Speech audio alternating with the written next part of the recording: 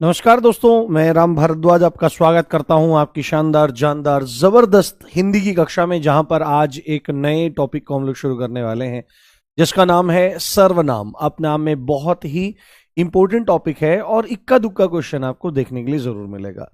UP police constable की खास बात यह है कि यहां पर 37 प्रश्न आएंगे और लगभग लगभग इतने ही अध्याय आपको पढ़ने हैं, शब्दावली को मिलाकर, साहित्य को मिलाकर और व्याकरण को मिलाकर।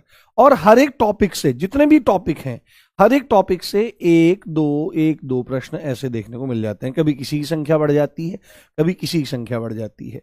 तो हमने वर्णमाला पढ़ा, उसके बाद संज्ञा पढ़ा, उसके बाद लिंग, वचन, कारक पढ़े और उसके बाद अब हम सर्वनाम पर आ गए हैं, क्योंकि अब यहां से क्रम चलेगा। सर्वनाम के बाद क्रिया, उसके बाद विशेषण, उसके बाद अव्यय चलेंगे और इसी तरह से हम आगे बढ़ते हुए चले जाएंगे। आपका स्वागत है, आपका वंदन है, आपका अभिनंदन है। गुड मॉर्निंग गाइज, कैसे हो आप? एक बार स्माइल दिखा दो अपनी प्यारी प्यारी सी। फिर आज के शानदार जानदार सेशन को बिल्कुल टेक्निकलिटी के साथ में हम लोग शुरू करने वाले हैं। जी जी, good morning guys, good morning, सुप्रभात। बहुत बढ़िया, आ जाइए, आइए आइए आइए मेहरमा।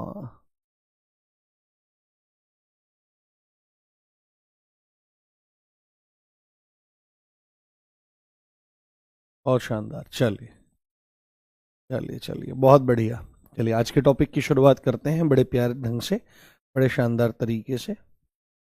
आज के टॉपिक का नाम है सर्वनाम। क्या है? सर्वनाम। सर्वनाम, सर्वनाम टॉपिक का नाम है, सर्वनाम। इसी को अंग्रेजी भाषा में क्या कह दिया जाता है? इसी को अंग्रेजी भाषा में प्रनाउन कह दिया जाता है। क्या कह देते हैं? प्रनाउन कह देते हैं, प्रनाउन, है ना। प्रोनाउन, प्रोनाउन कह दिया जाता है। तो आपने एक चीज सुनी होगी, आपने अगर राजनीति को थोड़ा सा गंभीरता से देखा होगा, ठीक है, तो वहां से आपने एक चीज सुनी होगी कि जैसे ये आदमी प्रो इंडिया है। प्रो इंडिया मतलब कि प्रो का मतलब क्या होता है कि झुकाव रखने वाला। प्रो का मतलब झुकाव रखने वाला, किसी के भी प्रति झुकाव रखने वाले को प्रो कहा जाता है। और आपने देखा होगा कि कहा जाता है this man is anti India. तो एंटी इंडिया मतलब कि अलगाव रखने वाला, विचारों का मतभेद रखने वाला। तो इसका नाम क्या है? प्रोनाउन, यानी कि इसका झुकाव नाउन की तरफ है, यानी कि इसका संबंध नाउन से कहीं ना कहीं है। और नाउन क्या होता है? संज्ञा होती है। आपको यहां पर बहुत अच्छे से एक चीज समझनी पड़ेगी। जब हम इस अध्याय को शुरू करेंगे तो हमको इस शब्द के अर्थ की तरफ थोड़ा सा ध्यान देना पड़ेगा। इस शब्द के अर्थ की तरफ थोड़ा सा ध्यान देना पड़ेगा, तुरंत हमको सारी की सारी चीजें पता लग जाएंगी। आप ऐसे ही डायरेक्ट ना लिखें कि संज्ञा के स्थान पर आने वाले शब्द सर्वनाम है। दैट इज फाइन, ये अच्छी बात है कि आप इस तरह से चीजों को बताने का प्रयास कर रहे हैं, परंतु चीजों को आप अच्छे से जानें। अगर सर्वनाम शब्द को देखें तो सर्वनाम शब्द दो शब्दों से मिलकर के बना है। एक है सर्व, एक है सर्व और एक है नाम। एक है सर्व और एक है नाम, इन दो शब्दों से मिलकर के बना है। और ये जो सर्व शब्द है, ये सर्व शब्द हिंदी का है, ये इंग्लिश का वर्ड नहीं है। सर्व यानी कि परोसना, ये परोसने के संदर्भ नहीं है। सर्व का मतलब है यहां पर सबका। इसके अगर अर्थ की बात करें तो हम यहां पर देखेंगे क्या? सबका, है ना, सब। सर्व का मतलब सब होता है या सब का हो सकता है, सब। और नाम का मतलब नाम हुआ। तो यहां पर सर्वनाम का एक शाब्दिक अर्थ क्या निकलता हुआ दिखाई दे रहा है? जो सबका नाम है, जो सबका नाम है, जो सबका नाम है, जो सबका नाम है वही सर्वनाम है ना। जो सबका नाम है वही सर्वनाम है, वही सर्वनाम है। यानी कि अगर इसको एक और वे में हमको समझना पड़े कि वे शब्द जो किसी के भी, किसी के भी नाम के तौर पर इस्तेमाल किए जा सकते हैं, नाम के तौर पर प्रयोग किए जा सकते हैं। में शब्द जो किसी के भी नाम के तौर पर प्रयोग किए जा सकते हैं, प्रयोग किए जा सकते हैं, प्रयोग किए जा सकते हैं, प्रयोग किए जा सकते हैं, प्रयोग किए जा सकते हैं, वे क्या हैं? वे सर्वनाम हैं। यानी कि आप एक चीज देखो, आपका नाम अगर राहुल है, आपका नाम अगर क्या है लिखा है? अंजलि है, आपका नाम राहुल है, ठीक है, मेरा नाम राम है तो ठीक है, परंतु अगर ऐसा है कि हम एक दूसरे को जानते हैं तो हम नाम से संबोधित कर सकते हैं। बट ऐसा है अगर कि हम 10-5 लोग एक साथ खड़े हैं, हमको एक दूसरे का नाम नहीं पता, तो हमको बुलाने या पुकारने के लिए नाम की जरूरत पड़ेगी। बट नाम ही अगर हमको नहीं पता है तो कुछ ऐसे शब्द होते हैं जो आप किसी के लिए भी यूज कर सकते हो, जैसे वह, जैसे यह, जैसे ये, जैसे आप, जैसे तुम, जैसे तू। तो ये एक ऐसे शब्द हैं जिसका इस्तेमाल आप किसी को बुलाने के लिए कर सकते हैं, जिनका इस्तेमाल आप किसी के लिए भी कर सकते हैं। तो किसी के लिए भी हो सकता है, यानी सबके लिए हो सकता है। तो सर्वनाम का कॉन्सेप्ट यहां से निकला है। सर्व मतलब सबका, नाम मतलब नाम, यानी कि जो सबका नाम है वही सर्वनाम है। या आप कह सकते हो वे शब्द जो किसी के भी नाम के तौर पर आप इस्तेमाल कर सकते हो, सबके लिए इस्तेमाल कर सकते हो, वे आपके सर्वनाम कहलाते हैं। अब आपको एक बात ध्यान से देखनी है, नाम शब्द जो है, नाम शब्द जो है इसी को संज्ञा कहते हैं। आपको पता है ना क्या, नाम कोई संज्ञा, संज्ञा कोई नाम कहा जाता है, यह बात आपको पता है। संज्ञा को महानाम कहा जाता है। तो अगर यहां पर इसकी एक परिभाषा हमको बनानी पड़ जाए प्यारे, अगर इसकी एक परिभाषा हमको यहां पर बनानी पड़ जाए तो यहां पर आपको सीधे सीधे एक बात लिखनी पड़ेगी। टोटल हिंट हमारे पास यहां पर आ जाएगा, टोटल हिंट हमारे पास यहां पर आ जाएगा कि वे शब्द, वे शब्द, वे शब्द जो संज्ञा के स्थान पर प्रयोग किए जाते हैं, है ना, संज्ञा के स्थान पर, वे शब्द जो संज्ञा के स्थान पर प्रयोग किए जाते हैं, वे शब्द जो संज्ञा के स्थान पर प्रयोग किए जाते हैं, वे शब्द जो संज्ञा के स्थान पर प्रयोग किए जाते हैं, प्रयोग किए जाते हैं, सर्वनाम कहलाते हैं। क्या कहलाते हैं? वो सर्वनाम कहलाते हैं, सर्वनाम कहलाते हैं, सर्वनाम कहलाते हैं, सर्वनाम कहलाते हैं। यह बात आपको ध्यान रखनी है। तो वे शब्द जो संज्ञा के स्थान पर प्रयोग होते हैं सर्वनाम कहलाते हैं। पर एकदम हमारे दिमाग में एक बात आनी चाहिए, हमारे दिमाग में एक पॉइंट उठना चाहिए कि भाई जब हमारे पास संज्ञा है तो हम सर्वनाम को इस्तेमाल क्यों करें? ठीक है, हम सर्वनाम को इस्तेमाल क्यों करें? तो एक कॉन्सेप्ट तो आ जाएगा कि सर जैसे आपने बताया, या भाई आपने जैसे बताया कि अगर 10-5 आदमी खड़े हुए हैं, हमको सबका नाम नहीं पता, हमको आइडेंटिफाई करना है, हमको बताना है कि भाई ये व्यक्ति कौन है या ये कौन है। नाम नहीं पता तो आपको ऐसे शब्दों की जरूरत पड़ेगी। पर इससे भी ज्यादा जरूरत जो है वो मैं एक एग्जाम्पल के माध्यम से बताता हूं। यहां पर इसको क्वेश्चन कर लो कि जो संज्ञा के स्थान पर प्रयोग किए जाते हैं, इसको तुरंत क्वेश्चन कर लो क्यों प्रयोग किए जाते हैं। इसको एकदम से क्वेश्चन कर लो, क्यों प्रयोग किए जाते हैं, क्यों करते हैं जब हमारे पास संज्ञा है, क्यों प्रयोग किए जाते हैं, क्यों प्रयोग किए जाते हैं, ये तुरंत एकदम क्वेश्चन कर लो। तो इसके जवाब के लिए ना हम नेक्स्ट स्लाइड पे चलते हैं। और मैं ना आपको एक बात बोलता हूं जो आपको क्या करना है, जिसको आपको समझना है, जिसको आपको देखना है। सपोज करो आपको कोई कहने लगे कि डॉक्टर एपीजे अब्दुल कलाम पर 10 पंक्ति आपको लिखनी है ना, 10 पंक्ति आपको लिखनी है। तो आप बोलेंगे इसमें कौन सी बड़ी बात है, अभी लिख देते हैं। तो जैसे हमने यहां पर लिखना शुरू किया, ध्यान से देखना, जैसे हम यहां पर लिख रहे हैं doctor APJ Abdul Kalam, APJ Abdul Kalam, doctor APJ Abdul Kalam, कलाम एक वैज्ञानिक थे, एक वैज्ञानिक थे। आपने लिखा, चलो भाई बहुत बढ़िया, बहुत शानदार आपने लिख दिया। उसके बाद सेकंड पॉइंट हमारा क्या आ गया, एक भाई 10 पॉइंट लिख रहे हैं तो 2-4 तो लिख के दिखाएं हम। डॉक्टर एपीजे अब्दुल कलाम, जैसे हम फिर से लिख रहे हैं, डॉक्टर एपीजे अब्दुल कलाम भारत के मिसाइल मैन कहे जाते हैं। डॉक्टर एपीजे अब्दुल कलाम भारत के मिसाइल मैन कहे जाते हैं। अभी बहुत ध्यान से सुनना मेरी बात को, मिसाइल मैन कहे जाते हैं, मिसाइल मैन कहे जाते हैं, मिसाइल मैन कहे जाते हैं। डॉक्टर एपीजे अब्दुल कलाम भारत के मिसाइल मैन कहे जाते हैं। ओके, बहुत बढ़िया बात है। उसके बाद हम यहां पर लिखें कि डॉक्टर एपीजे अब्दुल कलाम भारत के राष्ट्रपति भी रहे हैं। Doctor APJ Abdul Kalam, doctor APJ Abdul Kalam Bharat के राष्ट्रपति भी रहे हैं, भारत के राष्ट्रपति रहे हैं, राष्ट्रपति रहे हैं, राष्ट्रपति रहे हैं, रहे हैं। अगले पॉइंट को जब हम लिखने जाएंगे तो भाई साहब यहां दिमाग भिन्ना जाएगा ना, भाई ये पढ़ा तेरा तामझाम। जैसे आप लिखोगे डॉक्टर APJ अब्दुल कलाम, अब बार बार एक ही शब्द को लिख रहे हो, डॉक्टर APJ अब्दुल कलाम, तो भाई जैसे ही ऐसा लिखोगे तो बुद्धि खराब हो जाएगी। क्यों बुद्धि खराब हो जाएगी यार, भाई क्या तरीका है। अब डॉक्टर APJ अब्दुल कलाम का ये जो नाम है एक्चुअल में, आप गंभीरता से देखो, ये क्या है, doctor APJ Abdul Kalam, doctor APJ Abdul Kalam, doctor APJ Abdul Kalam, doctor APJ Abdul Kalam. भाई साहब ये नाम है, क्या है, ये नाम है, यानी कि भाई साहब संज्ञा है ये।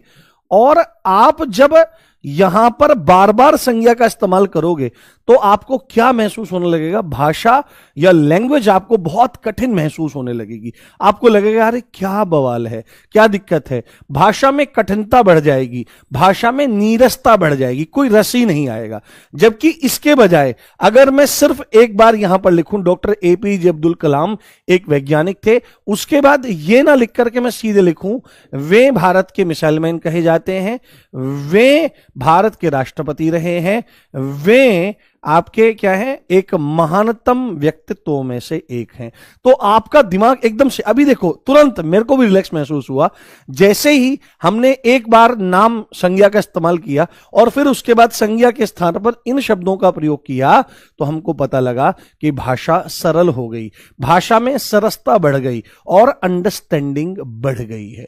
तो क्यों इस्तेमाल किए जाते हैं, क्योंकि भाई जब हमारे पास संज्ञा है तो हम उनकी जगह पर इस्तेमाल क्यों करें सर्वनामों का, तो इसीलिए जिससे भाषा सरल हो जाए, समझने में आसान हो जाए, और उससे क्या होता है, उससे क्या होता है, उससे हमारा, भाई देखो ये कौन है, ये ब्लॉक हो जाएगा भाई साहब, आकाश प्रजापति आपको ब्लॉक कर देगा वो,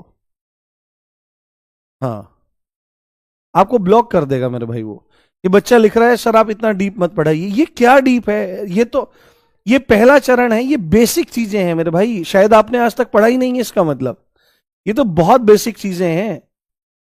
कमाल है यार भाई, कमाल है। ऐसा मत करो मेरे भाई, पढ़ने पे ध्यान दो और कॉन्सेप्ट को समझने की कोशिश करो। फिर नंबर नहीं आते फिर छाती पीटते हैं बच्चे, भाई ऐसा क्यों हो रहा है, ये क्यों हो रहा है, तमाम चीजें क्यों हो रही हैं। तो यहां पर हम लिखेंगे, यहां पर बहुत अच्छे से लिखेंगे कि कारण संज्ञा के स्थान पर, संज्ञा के स्थान पर, संज्ञा के स्थान पर सर्वनाम का प्रयोग क्यों। तो पहला पॉइंट इसमें आप लिखिए मेरे भाई, पहला पॉइंट इसमें आप मेरे भाई लिखिए कि भाषा को सरल, भाषा को आसान बनाना है, क्या करना है, भाषा को आसान बनाना है, भाषा को सरल और सरस बनाने के लिए, क्या करने के लिए, सरस बनाने के लिए, सरस बनाने के लिए, सरस बनाने के लिए, भाषा को सरल और सरस बनाने के लिए इस्तेमाल किया जाता है। सेकंड पॉइंट क्या है, मोस्ट इंपॉर्टेंट पॉइंट है मेरे भाई, ये पेपर में आता है, ये PYQ है जो मैं बोल रहा हूं, संज्ञा की पुनरावृत्ति को रोकने के लिए, संज्ञा की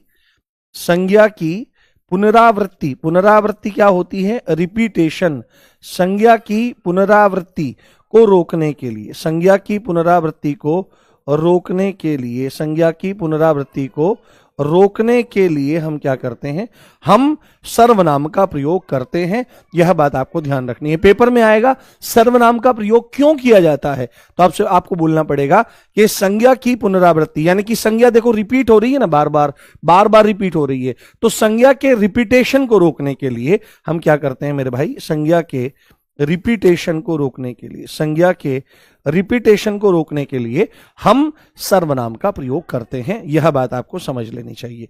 और एक परिभाषा मैं आपको और बता देता हूं जो एग्जामिनर कई बार पूछ लेता है। एक परिभाषा तो यह हो गई कि वे शब्द जो संज्ञा के स्थान पर आते हैं, साथ में एक परिभाषा और भी दे देता है। यह परिभाषा नंबर 1 लिख लो और यहां पर परिभाषा नंबर हम लोग 2 लिख देंगे कि सर्वनाम क्या होते हैं। सर्वनाम वे शब्द हैं, वे शब्द जो पूर्वापर संबंध से, यह भी प्रयोग होती है। अगर आप में से कुछ लोग गंभीरता से पढ़ते होंगे, देखते होंगे, तो आपको यह बात बिल्कुल पता होगी। मैं प्लॉट सेट कर रहा हूं इसलिए गंभीर माहौल आपको लग रहा होगा, परंतु ध्यान से सुनिए। आप में से जितने भी लोग गंभीरता से पढ़ते होंगे, आपने इस परिभाषा को जरूर देखा होगा। आपसे पेपर में पूछेगा कि सर्वनाम का प्रयोग क्यों होता है, तो संज्ञा की पुनरावृत्ति को रोकने के लिए। ये क्वेश्चन आया हुआ है, आप जाकर के देख लो। और उसके बाद परिभाषा, संज्ञा के स्थान पर प्रयोग किए जाने वाले शब्दों क्या कहते हैं, सर्वनाम कहते हैं। अब यहां पर मेन क्वेश्चन आएगा कि वे शब्द जो पूर्वापर संबंध से संज्ञा के स्थान पर आते हैं क्या कहलाते हैं। आधों का दिमाग चकरा जाएगा। पूर्वापर संबंध से जो वे शब्द जो पूर्वापर संबंध से संज्ञा के स्थान पर आते हैं, क्या आते हैं, संज्ञा के स्थान पर आते हैं, संज्ञा के स्थान पर आते हैं, जो पूर्वापर संबंध से संज्ञा के स्थान पर आते हैं, सर्वनाम कहलाते हैं। सर्वनाम कहलाते हैं। सर्वनाम कहलाते हैं। क्या कहलाते हैं, सर्वनाम कहलाते हैं। यह बात आपको ध्यान रखनी है, यह बात आपको समझ लेनी है। बताओ, ये कॉन्सेप्ट क्लियर हुआ? कोई दिक्कत, कोई समस्या तो नहीं है? हाँ, सब बताएंगे सर्वनाम में क्या है। हाँ, ये सब नोट करो मेरे भाई, ये सब बहुत इंपॉर्टेंट है। तो हमने पूरा कॉन्सेप्ट, ये तुमको डीप लगता है क्या? मुझे ऐसा लगता है तुमको पढ़ने की आदत कैसे हो रही है, सर्वनाम और परिभाषा और फिर आगे। ऐसे नहीं पढ़ी जाती हैं चीजें, चीजें कभी भी ऐसे नहीं पढ़ी जाती हैं। ऐसे चीजों को पढ़ोगे तो समझ में आएगा सर्वनाम क्या है, कॉन्सेप्ट। ये शाब्दिक अर्थ हैं इसके, ये वाले जो यहां पर लिखे हैं ये क्या है, ये शाब्दिक अर्थ हैं मेरे भाई। ये जो मैंने आपको समझाने का प्रयास किया, एक बार थम्सअप करो। समझ में आ गया पूरा कोर कॉन्सेप्ट, ये सर्वनाम क्या है और इसका प्रयोग क्यों किया जाता है, ये क्लियर है? एक बार स्माइल दो, है ना। अब देखो, मान लिया देखो, यहां पर तो डॉक्टर एपीजे अब्दुल कलाम का एक कोई पिक्चर है, उस पिक्चर में एक साउथ इंडियन बंदा होता है, उससे कोई वो मांग लेता है, लिफ्ट मांग लेता है। वो कहता है भाई व्हाट इज योर नेम, तो वो कहता है अय्यर। नुगा अच्छा अय्यर। कहता है वेणुगोपाल अय्यर। नुगा अच्छा वेणुगोपाल। मुत्तुस्वामी वेणुगोपाल अय्यर। नुगा अच्छा मुत्तुस्वामी वेणु। चिन्न स्वामी मुत्तुस्वामी वेणुगोपाल अय्यर। नुगा चिन्न स्वामी मुत्तुस्वामी वेणुगोपाल अय्यर, ना पुंडु स्वामी, चिन्ना स्वामी, मुत्तु स्वामी, वेणुगोपाल अय्यर। तो भाई सब इतनी बड़ी संज्ञा अगर रहेगी तो कैसे काम चलेगा, वो अपना सिर नोच लेता है आदमी। तो इसीलिए भाषा को सरल बनाने के लिए और सरस बनाने के लिए सर्वनाम का प्रयोग हमेशा होता है। यह बात आपको बहुत अच्छे से ध्यान रखनी है, बहुत अच्छे से आपको समझ लेनी है। बहुत शानदार, शानदार मेरे भाई। हाँ, आनंद लीजिए मेरे साथ कॉन्सेप्ट को समझने का। चलो चलो, बहुत बढ़िया। अब हमने ये कॉन्सेप्ट पूरा समझ लिया है कि क्या सर्वनाम होता है। और हाँ, अब यहां पर एक क्वेश्चन आपसे पूछा जाएगा पेपर में, एक कॉन्सेप्ट पूछा जाएगा कि सर्वनामों की कुल संख्या कितनी है। ये पेपर में पूछेगा, सर्वनामों की संख्या, है ना। या तो क्वेश्चन पूछेगा सर्वनामों की संख्या बताओ, इस टाइप से क्वेश्चन बनेगा, या पूछेगा तुमसे कि भाई सर्वनामों की कुल संख्या, सर्वनामों की कुल संख्या, है ना, सर्वनामों की कुल संख्या ना, सर्वनामों की कुल संख्या पूछेगा।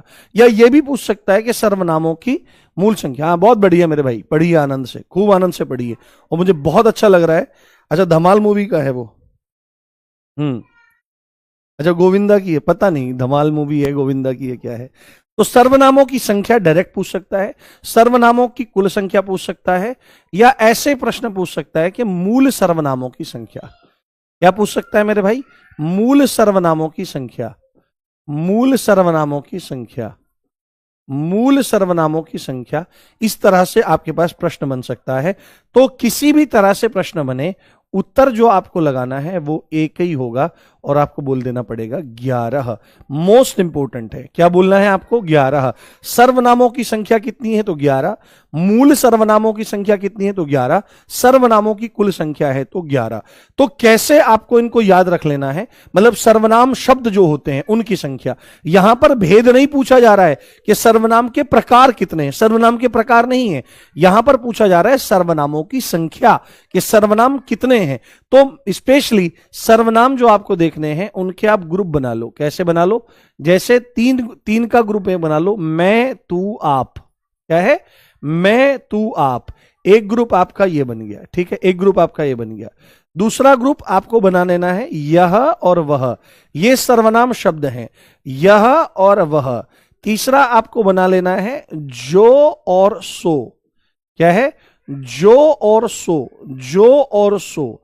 चौथा आपको बना लेना है आपको कौन क्या, क्या, कौन और क्या, कौन और क्या, ये चौथा ग्रुप आपको बना लेना है। और मेरे बाबू पांचवा ग्रुप आपको बना लेना है कोई और कुछ, क्या है, कोई और कुछ। ये कॉन्सेप्ट ध्यान रखें। तो इनकी संख्या 11 हो जाती है। कैसे कैसे है, तो आप बहुत अच्छे से देखो समझो। ये 2 हो गए, कोई और कुछ, कौन और क्या 2 हो गए, जो और सो 2 हो गए, यह और वह 2 हो गए, और भाई साहब ये हो गए 3। और अगर आप इनको गिनने की कोशिश करोगे, 3 और 2 5 और 2 7 और 2 9 और 2 11 आपके इसमें हो जाते हैं। ये बात आपको समझनी।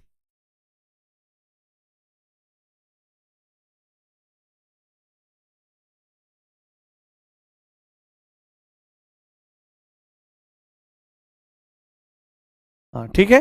तो सर्वनामों की संख्या, कुल संख्या या मूल संख्या तो बतानी है 11। मैं तू आप, यह वह, जो सो, कौन क्या, कोई कुछ, ये आपको बताना है और टेंशन फ्री हो जाना है। और ये PYQ है भाई साहब, ये तीनों के तीनों इसी तरह से पूछे जाते हैं। ये सब के सब PYQ हैं।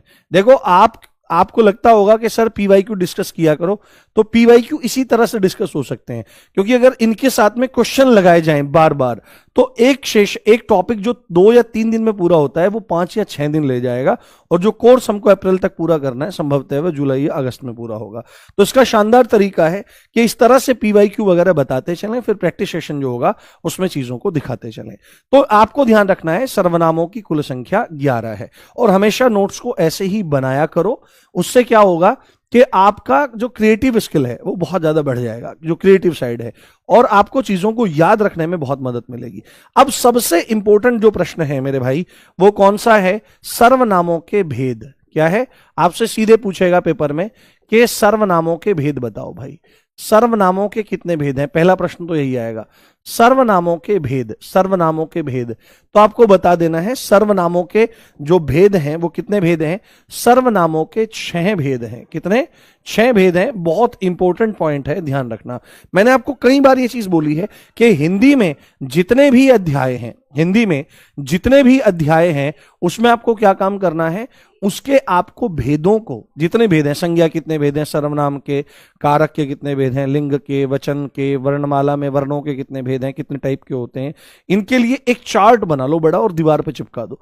आप देख लेना, ज्यादा नहीं 1-2 क्वेश्चन आपको इससे आराम से देखने के लिए मिल जाएगा। हाँ, पूर्वापर का मतलब क्या होता है, पूर्वापर का मतलब होता है कि जो रिलेट होता है, पहले से जिसके साथ में रिलेशन होता है उसी के स्थान पर आता है। हाँ हाँ ठीक है, ये ध्यान रखें।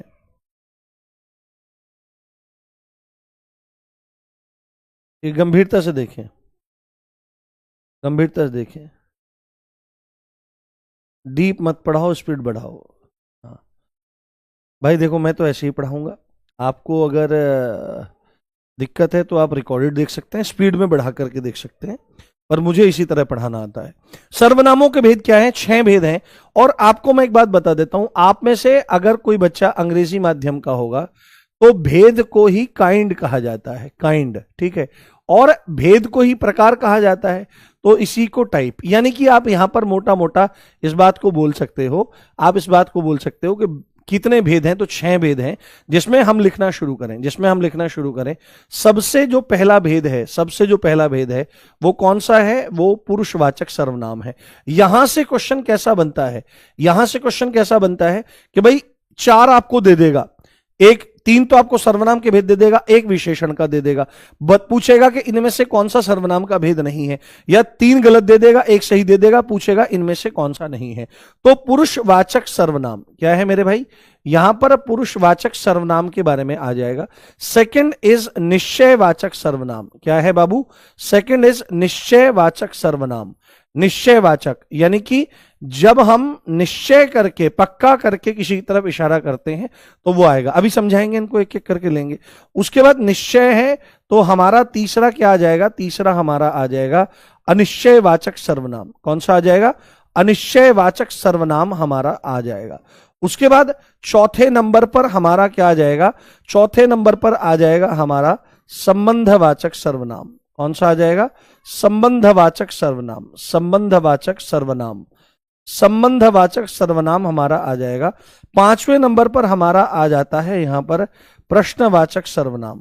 कौन सा आ जाता है, पांचवा आ जाता है हमारा प्रश्नवाचक सर्वनाम, प्रश्नवाचक सर्वनाम हमारा यहां पर आ जाएगा। और छठवें नंबर पर हमारा कौन सा आ जाता है, छठवें नंबर पर हमारा आ जाता है निजवाचक सर्वनाम। कौन सा आ जाता है बाबू, हमारा निजवाचक सर्वनाम आ जाता है।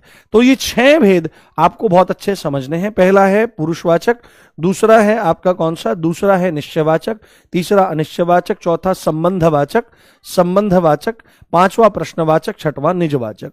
ये आपको बहुत अच्छे से इसको याद रख लेना है। साथ में जो आपका पुरुषवाचक होता है, इसके भी आगे चल करके 3 भेद होते हैं, जिसमें आपका उत्तम पुरुष, जिसमें आपका मध्यम पुरुष, जिसमें आपका अन्य पुरुष।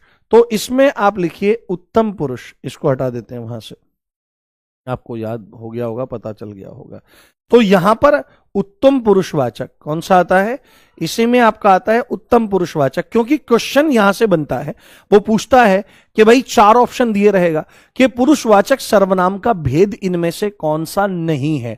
तो उसमें क्या लिख देता है, उत्तम पुरुषवाचक लिख देता है, मध्यम पुरुषवाचक लिख देता है, अन्य पुरुषवाचक लिख देता है और अति उत्तम पुरुषवाचक लिख देता है। जबकि आपको यह बात समझ में आनी चाहिए कि पुरुषवाचक सर्वनाम के तो 3 ही भेद होते हैं।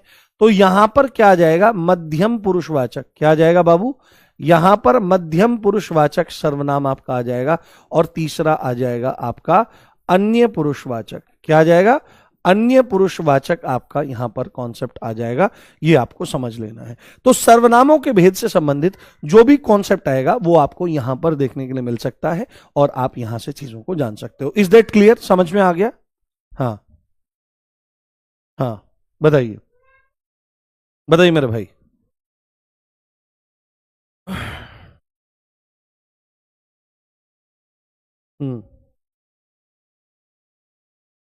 बताइए।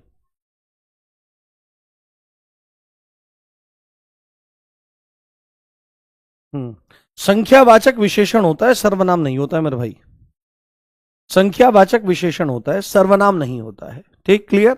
अब एक काम करते हैं, एक एक को यहां से उठाते हैं और समझने का प्रयास करते हैं, जिसमें पुरुषवाचक सर्वनाम को सबसे पहले देखेंगे और उसके अंतर्गत इसको देखने का प्रयास करेंगे। ठीक है, तो यहां पर मेरे साथ आप लिखिए सबसे पहले वाला कौन सा है, सबसे पहले वाला कौन सा लिखिए, सबसे पहले वाला लिखिए पुरुषवाचक सर्वनाम। क्या लिखिए, पुरुषवाचक सर्वनाम, पुरुषवाचक सर्वनाम। तो सबसे पहले शब्द को ही पकड़ो आप, सबसे पहले शब्द को ही पकड़ो आप, शब्द से ही आपका काम चलेगा। सर्वनाम तो सर्वनाम है ही। वाचक का मतलब क्या होता है, वाचक का मतलब होता है बताने वाला। वाचक का मतलब क्या होता है, बताने वाला, बताने वाला। और पुरुष का मतलब यहां पर क्या है, पुरुष का मतलब यहां पर किसी व्यक्ति से है, व्यक्ति से। और व्यक्ति कितनी तरह के हो सकते हैं, पर्सन कितनी तरह के हो सकते हैं। आपने इंग्लिश में पढ़ा होगा, आपने इंग्लिश में देखा होगा कि आपके फर्स्ट पर्सन, सेकंड पर्सन और थर्ड पर्सन होते हैं। तो यहां पर ये पुरुष जो है, ये व्यक्ति के बारे में ही बात हो रही है, ये पर्सन के बारे में ही बात हो रही है। तो इसको आपको बहुत अच्छे से समझ लेना है कि ये भी 3 तरह के हैं। कौन कौन से हैं, कि भाई आपका फर्स्ट पर्सन हो गया, आपका सेकंड पर्सन हो गया और आपका थर्ड पर्सन हो गया। तो व्यक्ति के बारे में, पर्सन के बारे में, या उनके नाम, उनके बारे में बताने वाले जो शब्द होते हैं उनको क्या कहते हैं, पुरुषवाचक सर्वनाम कहते हैं। परंतु इसकी परिभाषा को एक सिस्टमेटिक ढंग से लिखना, देखना, पढ़ना बहुत जरूरी है, बहुत जरूरी है। एक मिनट दोस्तों, हाँ, इसको लिखना, देखना, पढ़ना बहुत जरूरी है। हाँ, मॉक टेस्ट में 95-100 प्रश्न सही हो रहे हैं। हाँ, करते रहो उसको, कोई दिक्कत नहीं, लगे रहो मेरे भाई। बात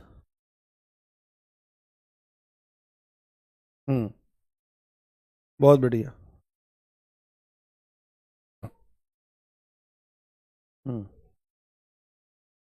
ठीक है, तो यहां पर आपको एक चीज समझनी है, यहां पर आपको एक चीज देखनी है, एक चीज देखनी है। क्या चीज, कि ये जो फर्स्ट पर्सन होता है, ये या तो वक्ता होता है, बोलने वाला होता है, या ये लेखक होता है। ध्यान से सुनना मेरी बात, यहां पर हमने देखा कि पुरुषवाचक सर्वनाम, वाचक का मतलब बताने वाला, पुरुष का मतलब व्यक्ति या पर्सन, ये तीन तरह के होते हैं, पहला, दूसरा, तीसरा। तो एक तो वो होता है वक्ता या लेखक, पहला वाला होता है। दूसरा क्या होता है, अगर सामने वाला वक्ता है तो ये श्रोता होगा, वो लेखक है तो ये पाठक होगा। और जब दो आदमियों के बीच में बात होगी तो वहां पर कोई अन्य यानी कि तीसरा व्यक्ति होगा जिसके बारे में बात हो रही होगी। तो अगर हम पुरुषवाचक सर्वनाम के बारे में, बहुत गंभीरता सुने, अगर हम पुरुषवाचक सर्वनाम के बारे में बात कर रहे हैं तो हमको लिखना पड़ेगा कि वे शब्द जिनका प्रयोग वक्ता अथवा लेखक, श्रोता अथवा पाठक या अन्य व्यक्ति, तीसरे व्यक्ति के लिए किया जाता है, उसको पुरुषवाचक सर्वनाम कहते हैं। तो इसको आप लिख लें बहुत अच्छे ढंग से कि वे शब्द अभी और क्लियर हो जाएगा, जब अभी आगे बढ़ेंगे ना तो और क्लियर हो जाएगा। वे शब्द जिनका प्रयोग वक्ता अथवा लेखक, श्रोता अथवा पाठक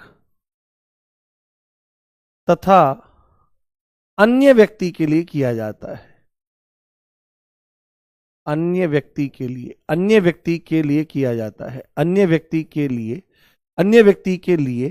किया जाता है, अन्य व्यक्ति के लिए किया जाता है, अन्य व्यक्ति के लिए किया जाता है, उनको क्या कहते हैं, उनको हम पुरुषवाचक सर्वनाम कहते हैं। क्या कहते हैं बाबू, उनको हम पुरुषवाचक सर्वनाम कहते हैं। यह बात आपको बहुत अच्छे से समझ लेनी चाहिए। अब देखो, जैसे मैं एक छोटा सा एग्जांपल देता हूं, उसके बाद हम सीधे ही आगे बढ़ जाएंगे। देखो, जैसे आप और हम दोस्त हैं, मान लिया कि आप अकेले हो, ठीक है, ये मत सोचो कि भाई इतने सारे बंदे हैं, मैं हूं यहां पर और सामने आप हो, ठीक है।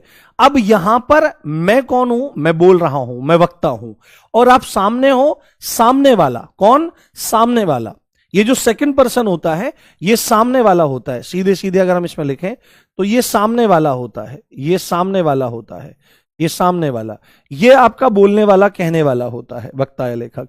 तो अगर मैं आपसे मिला, ठीक है, और हमने बात करी किसी भी चीज के बारे में, तो मैंने बोला भाई यार आजकल तो मैं, ध्यान से सुनना, आजकल तो मैं बहुत ही ज्यादा परेशान चल रहा हूं, तू बता तू कैसा है। तो मैंने अपने लिए किस शब्द का प्रयोग किया, मैं, ध्यान से सुनना, मैं शब्द का प्रयोग किया, यार मैं बहुत परेशान चल रहा हूं, तू बता कैसा है। भाई मैं तो ठीक हूं, आप उधर से जवाब दोगे मैं तो ठीक हूं, ठीक है। अब आपने अपने लिए प्रयोग किया, तो मैंने अपने लिए यहां पर, वक्ता ने अपने लिए यहां पर मैं का प्रयोग किया, सामने वाले के लिए तू का प्रयोग किया।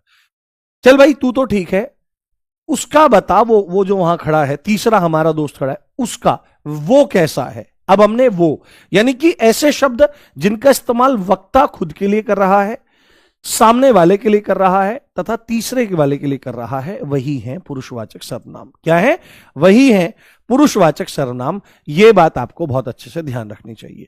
इनके तीन भेद हैं, और इसी आधार पर ये क्या है, इसी आधार पर ये उत्तम पुरुषवाचक है। कैसा है, ये उत्तम पुरुषवाचक है, ये उत्तम पुरुषवाचक है, उत्तम पुरुषवाचक सर्वनाम है ये वाला। उसके बाद ये वाला आपका क्या है, ये मध्यम पुरुषवाचक सर्वनाम है, मध्यम पुरुषवाचक सर्वनाम है, मध्यम पुरुषवाचक सर्वनाम है। और मेरे बाबू ये तीसरे वाला क्या है, ये तीसरे वाला अन्य पुरुषवाचक सर्वनाम है। ये कौन सा है, ये अन्य पुरुषवाचक सर्वनाम है, ये अन्य पुरुषवाचक सर्वनाम है, ये अन्य पुरुषवाचक सर्वनाम है। आइए इसमें सबसे पहले कौन से को लेते हैं, सबसे पहले हम यहां पर लेते हैं आपका उत्तम पुरुषवाचक सर्वनाम, उत्तम पुरुषवाचक सर्वनाम, उत्तम पुरुषवाचक सर्वनाम, उत्तम पुरुषवाचक सर्वनाम। तो इसमें हम सीधे चलते हैं क्योंकि इसमें एक्सप्लेनेशन की उतनी जरूरत नहीं है। इसमें आप लिखिए कि वे सर्वनाम शब्द, वे सर्वनाम शब्द जिनका प्रयोग, वे सर्वनाम शब्द जिनका प्रयोग, वे सर्वनाम शब्द जिनका प्रयोग, वे सर्वनाम शब्द जिनका प्रयोग वक्ता या लेखक, भाई वक्ता बोल करके बताएगा, लेखक लिख करके बताएगा, वक्ता या लेखक अपने लिए करते हैं। किसके लिए करते हैं? अपने लिए करते हैं, अपने लिए करते हैं, अपने लिए करते हैं, अपने लिए करते हैं, उनको क्या कहते हैं? उनको हम उत्तम पुरुषवाचक सर्वनाम कहते हैं। जैसे अगर आप यहां पर देखने का प्रयास करेंगे उत्तम पुरुषवाचक सर्वनाम तो कौन कौन से हैं? तो इसमें है मैं और हम। क्या है? मैं और हम। तो ये दो ही हैं, ये मूल तो दो हैं, इनके रूप बदल सकते हैं अलग अलग कारकों के हिसाब से। जैसे मैं का मुझे हो सकता है, मैंने हो सकता है, मुझको हो सकता है, आदि आदि, ये रूप बदल सकते हैं, ये इनके तिर्यक रूप हो सकते हैं कारकों के बदलने के हिसाब से। क्योंकि आपको मैं एक चीज यहां पर बतानी भूल गया हूं कि जो सर्वनाम शब्द है मेरे प्यारे, जो सर्वनाम शब्द है इसको ध्यान रखना है यहां पर, इसको ध्यान रखना है कि ये विकारी शब्द है। पेपर में पूछ ले अगर कि भाई सर्वनाम शब्द कैसा है, तो आपको बोलना पड़ेगा सर्वनाम शब्द विकारी शब्द है। विकारी शब्द का मतलब क्या है? कि जिसमें परिवर्तन हो जाता है, विकार पैदा हो जाता है, जिसमें परिवर्तन हो जाता है, जिसमें परिवर्तन हो जाता है, जिसमें परिवर्तन हो जाता है, उसको विकारी शब्द कहा जाता है। यह बात आपको अच्छे से ध्यान रखनी है, अच्छे से समझ लेनी है। तो इसमें रूप बदल जाता है। तो मैं और हम जो है ये उत्तम पुरुषवाचक है। जैसे कुछ एग्जाम्पल्स मुझे देने की कोशिश करो, आप उदाहरण देने की कोशिश करो जहां पर कोई वक्ता या लेखक अपने लिए मैं या हम का प्रयोग कर रहा है। मैं जो है वह यहां पर एक वचन में आ रहा है। हाँ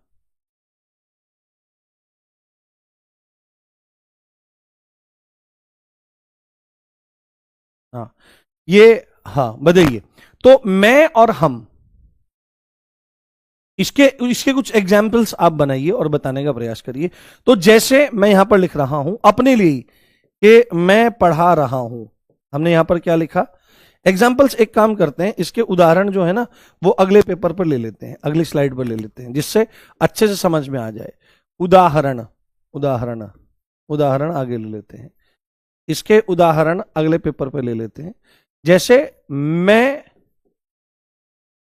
हिंदी पढ़ा रहा हूं, मैं हिंदी पढ़ा रहा हूं, मैं हिंदी पढ़ा रहा हूं, जैसे ये हो गया। जैसे लेखक कोई है कि मैं उन दिनों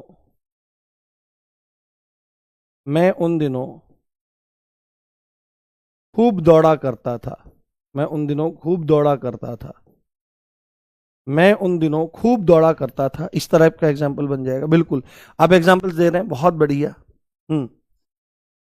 हाँ ठीक है। जैसे ये इसी इसी वाला एग्जाम्पल है कि जैसे हम यहां पर देखें कि अगर हम बहुवचन का प्रयोग करें तो हम दिल्ली जा रहे हैं। क्या लिखें हम दिल्ली जा रहे हैं, हम दिल्ली जा रहे हैं, हम दिल्ली जा रहे हैं।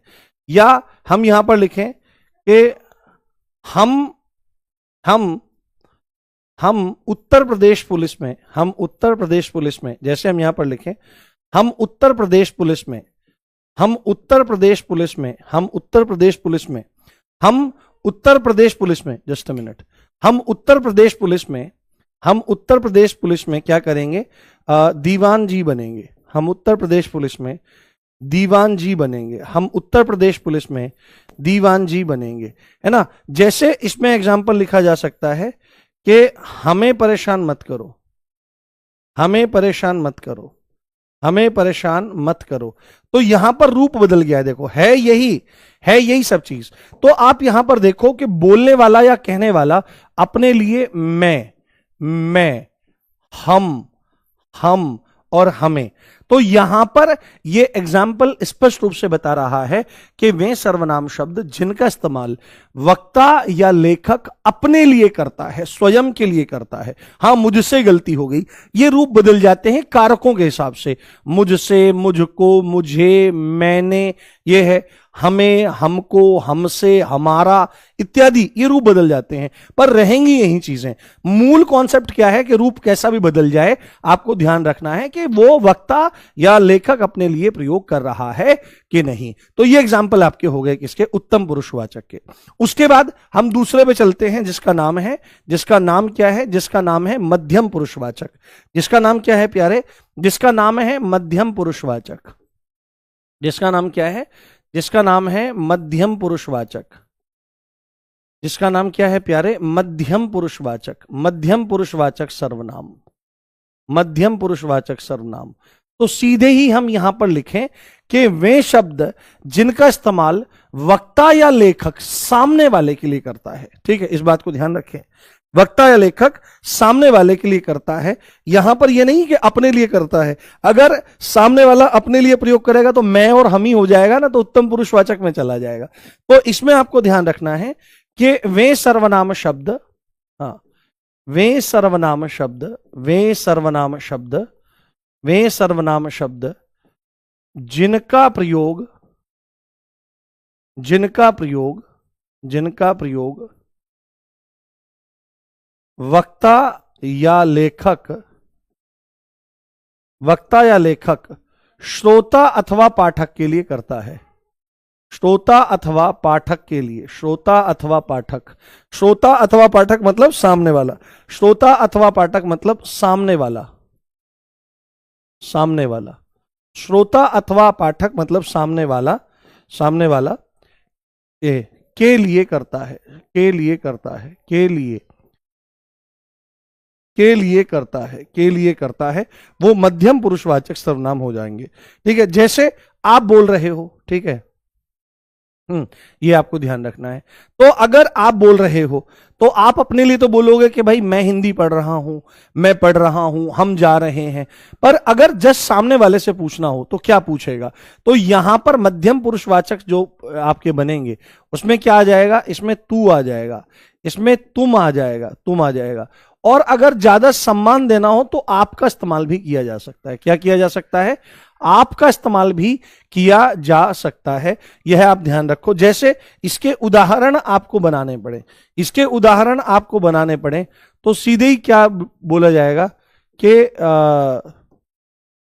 तू कहां जा रहा है, ये सीधे ही पूछेगा, तू कहां जा रहा है ना, तू कहां जा रहा है, तू कहां जा रहा है, तू कहां जा रहा है। तो सामने वाले से बात करी।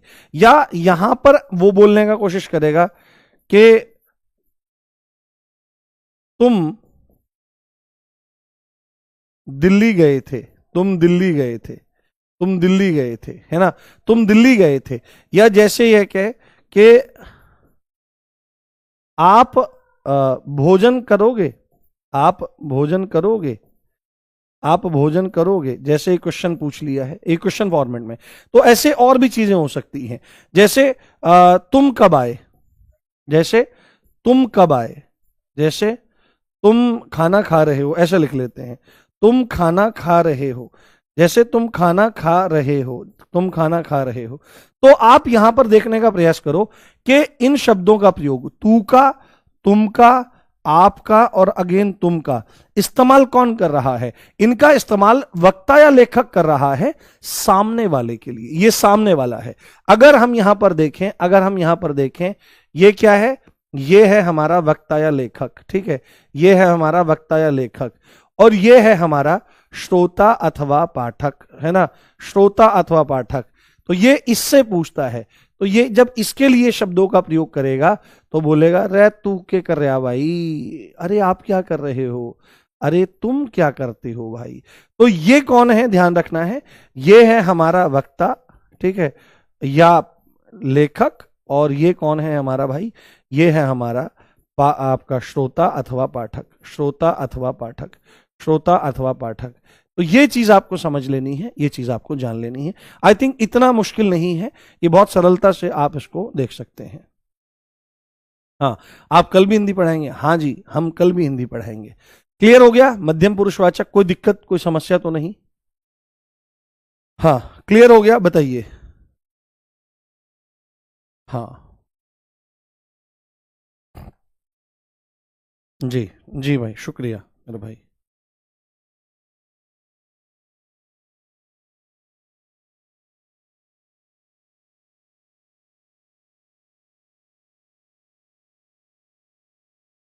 ठीक है, आज मेरा स्वास्थ्य कुछ अजीब सा हो रखा है क्योंकि कल मैंने बहुत ज़्यादा पढ़ा दिया। कल मैंने 30+ रिकॉर्डेड वीडियो बनाई, तो ऐसे अजीब सा हो रहा है। हाँ, ज़्यादा बोलने से ना, जब बहुत ज़्यादा बोलते रहते हैं तो आंखों पर और चेहरे पर इस पर बहुत ज्यादा जोर पड़ता है। ठीक है, बहुत शानदार। अब हम देखते हैं आगे तीसरा, कौन सा? अन्य पुरुषवाचक। तीसरा कौन सा है हमारा? अन्य पुरुषवाचक। तीसरा कौन सा है? तीसरा कौन सा है? अन्य पुरुषवाचक। अन्य पुरुषवाचक। अन्य पुरुषवाचक, तो अन्य का मतलब अदर, है ना, थर्ड पर्सन। तो आप सीधे सीधे इसमें लिखें कि वे सर्वनाम शब्द, इसकी परिभाषा यही दी जाती है जो मैं आपको बता रहा हूं। वे सर्वनाम शब्द जिनका प्रयोग, वे सर्वनाम शब्द जिनका प्रयोग, वे सर्वनाम शब्द जिनका प्रयोग, वे सर्वनाम शब्द जिनका प्रयोग श्रोता सॉरी जिनका प्रयोग वक्ता या लेखक, है ना, वक्ता या लेखक, श्रोता या पाठक के लिए न होकर, इन दोनों के लिए न होकर किसी तीसरे व्यक्ति के लिए होता है। किसी तीसरे व्यक्ति, किसी तीसरे व्यक्ति, किसी तीसरे व्यक्ति के लिए होता है। किसी तीसरे व्यक्ति के लिए, किसी तीसरे व्यक्ति के लिए होता है, किसी तीसरे व्यक्ति के लिए होता है, उसको क्या कहते हैं? उसको अन्य पुरुषवाचक सर्वनाम कहते हैं, है ना। यानी कि इसका प्रयोग वक्ता या लेखक के लिए नहीं होगा, श्रोता अथवा पाठक के लिए नहीं होगा, तीसरे व्यक्ति के लिए होगा। जैसे इसमें क्या आ जाएगा? जैसे इसमें आ जाएगा कि यह कौन है ना, वह कौन है। अगर इज्जत देनी होगी तो ये हो जाएगा, दूर खड़े हैं तो वे हो जाएगा, बहुवचन है तो ये हो जाएगा। तो यह वह, और इसमें एक खास बात मैं बता देता हूं, इसमें किसी का नाम भी इस्तेमाल हो जाता है। ये आपको बहुत जरूरी बात मैं बता रहा हूं, ठीक है। नाम भी प्रयोग हो जाता है किसी का, कि जतिन कैसा है ना। जैसे कहीं पर नाम भी प्रयोग हो जाता है। आपने ये चीज देखी नहीं होगी, यहां पर नाम भी प्रयोग हो जाता है। अब आप बोलोगे नाम तो सर संज्ञा में जाएगा, बट नाम इस तरह से इस्तेमाल कई बार हो जाता है कि उसमें देखने पर लगता है, हाँ, उसमें देखने पर लगता है, जैसे मैंने उससे पूछा कि जतिन कैसा है। मैंने उससे पूछा कि जतिन कैसा है। अब बताओ, देखो कैसा है। मैंने उससे पूछा कि जतिन कैसा है, वहां पर दिया रहेगा कि जतिन को अंडरलाइन करेगा और पूछेगा जतिन क्या है, संज्ञा है, सर्वनाम है, क्या चीज है। तो आपको वहां पर इतना कंफ्यूजन क्रिएट हो जाएगा कि भाई क्या बताएं यार, संज्ञा भी है, सर्वनाम भी है। परंतु सिचुएशन बता करती है कि वक्ता या श्रोता के लिए प्रयोग नहीं हो रहा है, वहां पर मैं, यानी कि वक्ता भी है, वहां पर श्रोता भी है। तो जब दो आपस में बात कर रहे हैं किसी तीसरे के बारे में, तब वह संज्ञा होते हुए भी एक सर्वनाम की तरह से बर्ताव करेगा। इस बात को ध्यान रखना है। तो यहां पर आप देखो, बहुत अच्छे समझो। इसके उदाहरणों में क्या आ जाएगा? उदाहरणों में क्या आ जाएगा? उदाहरण आप बताने का प्रयास करो। उदाहरण आप बताने का प्रयास करो। उदाहरण आप बताने का प्रयास करो।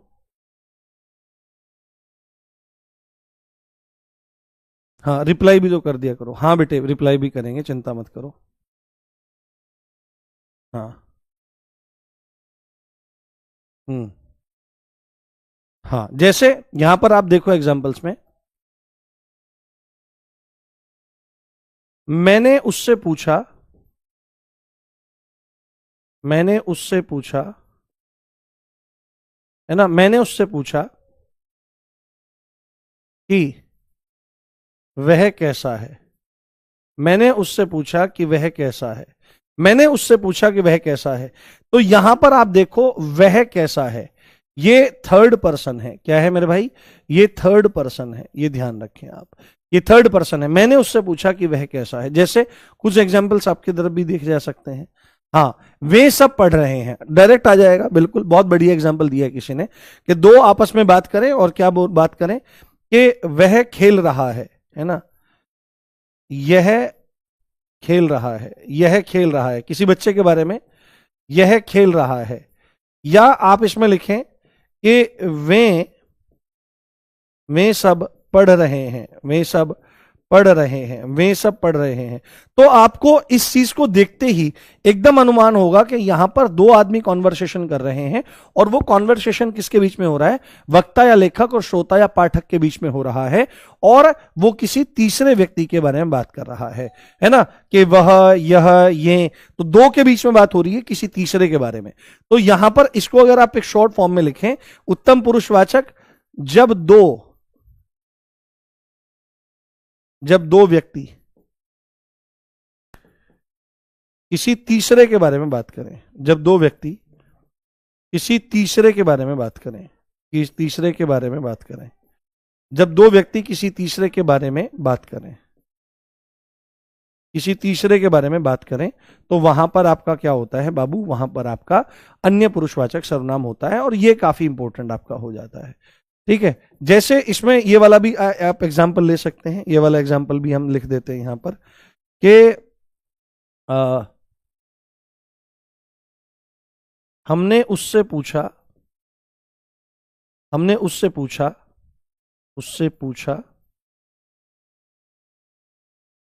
कि रमेश कैसा है, या रमेश कहाँ है। तो आप यहां पर एक चीज देखने का प्रयास करो, आप एक चीज समझने का यहां पर प्रयास करो कि हमने उससे पूछा, तो हमने, दो के बीच में बात हो रही है, किसके बारे में बात हो रही है? रमेश के बारे में।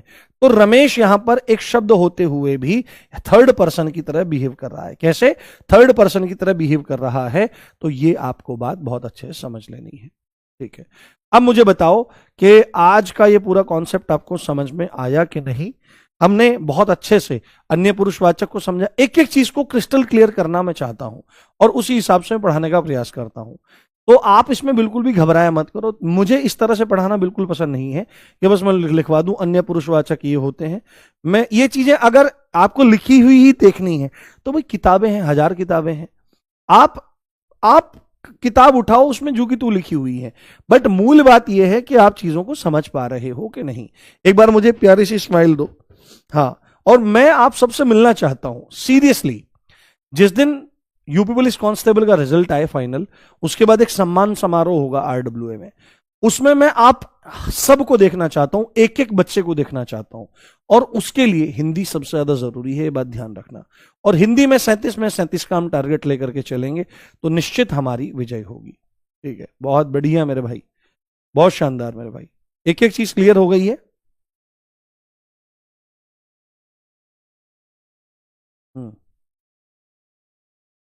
बहुत शानदार, बहुत शानदार। चलिए, तो आज हम लोग यहीं पर रख लेते हैं। थोड़ा सा ऐसा लगा होगा आपको आज, क्योंकि मेरा स्वास्थ्य अनुकूल नहीं है, तो जब स्वास्थ्य अनुकूल नहीं रहता तब स्थिति अजीब सी हो जाती है। तो आज आपको हो सकता है कि थोड़े से मौज मस्ती कम आई हो, पर कॉन्सेप्ट में कमी नहीं रही होगी। तो हम एक बार यहां पर थोड़ा सा रिकैप कर लेते हैं। ये सर्वनाम के बारे में आप देखते होंगे, मैं पूरा भर देता हूं बोर्ड को। तो ऐसा इसलिए होता है क्योंकि हम चीजों को समझने का प्रयास करते हैं। तो सर्वनाम, सबका नाम जो है वही सर्वनाम होता है। जो शब्द, वे शब्द जो किसी के नाम के तौर पर इस्तेमाल किए जा सकते हैं वो सर्वनाम होते हैं। वे शब्द जो संज्ञा के स्थान पर होते हैं। कोई बच्चा बार बार पूछ रहा है कि सर ये पूर्वापर संबंध क्या है? पूर्वापर, देखो पूर्वापर संबंध होता है कि जब कहीं पर संज्ञा है तो उसी के अकॉर्डिंग आप सर्वनाम को लगाएं, है ना। अकॉर्डिंग, ये है अकॉर्डिंग, पूर्वापर मतलब अकॉर्डिंग की बात यहां पर हो रही है। तो पूर्वापर संबंध ये बहुत जरूरी है, इसको ध्यान रखना। आप अगर प्रीवियस ईयर क्वेश्चन देखोगे तो आपको ये कहीं ना कहीं खटक जाएगा। ये पूर्वापर संबंध, ये एसआई के एग्जाम में आपको दिख जाएगा। तो आपके पेपर में आ जाए तो कोई बड़ी बात नहीं। ये हम क्यों इस्तेमाल करते हैं वो हमने कारण बता दिया। यहां पर हमने सर्वनामों की संख्या को बहुत अच्छे समझ लिया है। उसके बाद हम सर्वनामों के भेद को हम यहां पर देख चुके हैं, और उसके बाद हमने पुरुषवाचक सर्वनाम को बहुत अच्छे से जाना, बहुत अच्छे से समझा। ये उदाहरण है, ये सारी चीजें हैं। कल हम क्या काम करेंगे, कल तो संभवतः कल तो क्लास नहीं होगी, कल शनिवार है। अब हम सोमवार में मिलेंगे, और इतने आप रिवीजन करिए पूरा का पूरा। हाँ, आपके लिए वो सेशन मुझे शुरू करना है, बट एकदम इतने काम आ जाते हैं। अभी यूपीएसआई के लिए गागर में सागर किताब बन रही है, तो उसके लिए वीडियोस रिकॉर्ड हो रही हैं, तमाम चीजें हैं। तो आप इतना रिवीजन करते रहिए, फिर हम जरूर शुरू करेंगे। मैंने आपको बोला है तो हम लोग शुरू करेंगे। बस थोड़ा सा मुझे समय दीजिए। और संडे में हमारा क्या रहता है, संडे में हमारी क्लास रहती है गागर में, वो आपकी साहित्य सागर सीरीज, तो उसको भी आप देखते जाइए। यहां पर तो हम आवश्यकता के अनुसार पढ़ेंगे, बट आप बहुत अच्छे से और बिल्कुल भी एक भी क्वेश्चन बाहर नहीं जाने देना चाहते तो आप YouTube पर बहुत अच्छे से उसको देखें, और किसी भी एग्जाम में नहीं जाना चाहते तो आप वहां से देख सकते हैं, समझ सकते हैं। चलिए अब हम मिलते हैं अगली कक्षा में, जहां पर हम डिस्कस करेंगे निश्चयवाचक सर्वनाम से। जय हिंद, जय भारत, नमस्कार, love you all guys, bye, take care all.